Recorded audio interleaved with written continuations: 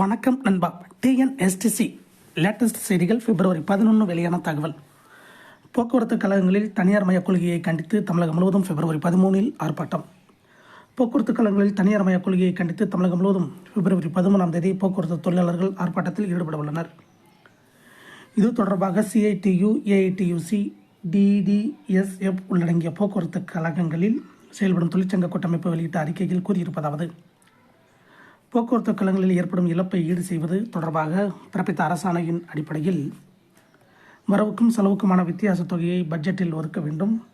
கடந்த 21 மாதங்களாக ஓய்வு பெற்றவர்களுக்கு வழங்கப்படாமல் இருக்கும் பணப்பலனை உடனடியாக வழங்க வேண்டும். முதலில் ஊதிய ஒப்பந்த பேச்சுவார்த்தையை நடத்தி முடித்த பிறகு தொழிற்சங்கங்களின் அங்கீகார தேர்தலை நடத்தலாம். இதற்கிடையே ஊதிய உயர்வின் நிலுவைத் தொகையை வழங்க வேண்டும். சொற்பளவில் போக்குவரத்து ஓய்வூதியர்களுக்கு அகவிலைப்படி உயர்வு வழங்கியது ஏற்புடையதல்ல. பழைய ஓய்வூதிய திட்டத்தை அமல்படுத்துவதோடு காலிப்பணிகளையும் பூர்த்தி செய்ய வேண்டும். போக்குவரத்து கழகங்களை மேம்படுத்துவதற்கு பதில் அரசு தனியார் மய முயற்சியில் ஈடுபட்டுள்ளது. தனியாருக்கு மினி பேருந்து அனுமதி வழங்கவும், பிரீமியம் சர்வீஸ் என்னும் பெயரில் தனியார் பேருந்துகளை இயக்குவதற்கும் பிறப்பிக்கப்பட்ட அரசாணைகளை ரத்து செய்ய வேண்டும். போக்குவரத்து கழகங்களை சீர்குலைக்கும் தனியார் மய நடவடிக்கையை கைவிட வேண்டும்.